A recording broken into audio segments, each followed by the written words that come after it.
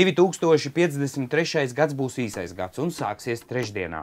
Ja nākotni atstājam leģendārās filmas Star Trek ziņā, tad šajā gadā būs beidzies 3. pasaules karš. Kopā ar pasaules priekiem Rīgā notiks 33. vispārējie dziesmu un 23. deju svētki. Kas varētu būt mainījies svētkos, salīdzinot 53. gadu un šo gadu? Lielos vilcienos svētku būtība būs tāda pati. Būtiskas izmaiņas varētu saistīties ar to, ka varētu attīstīties tehnoloģijas. Un, protams, tehnoloģijas attīstās vairāk nekā gaismas ātrumā. Vai tehnoloģijas pazudinās svētkus? Kā Meža parka nav? Jābūt.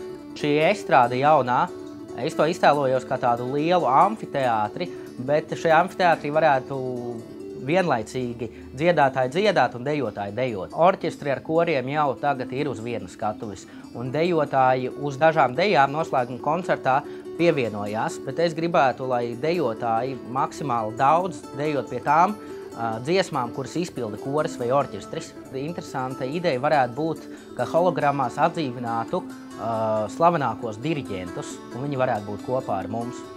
Tas, ka tur varētu ar datoru grafikas tehnoloģiju atdarināti atkal atgriezties no aizsaules un diriģēt kokari, un ka tur varētu piedalīties jau izmiruši kori hologrāfiskā vai datorgrafiskā veidā, tas, protams, varētu dot zināmu gan kolorītu, gan zināmu jau tādu ērvīgumu visam tam pasākumam. Taču no otras puses, vai mēs visi gribam būt tikai un vienīgi hologrammas un vispār fiziski vairs nesatikties.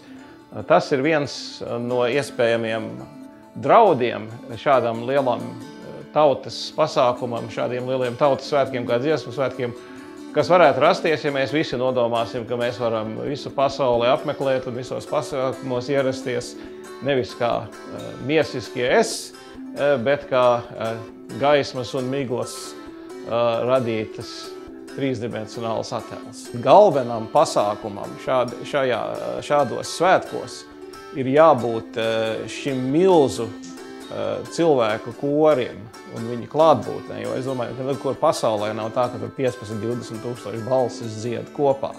Kodolam ir jābūt dzīviem cilvēkiem. Kas būs un kas nebūs 2053. gadā, lielā mērā atkarīgs no mums pašiem.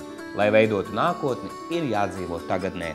No 30. jūnija līdz 7. jūlijam esi klāt 25. vispārējos latviešu dziesmu un 15. deju svētkos.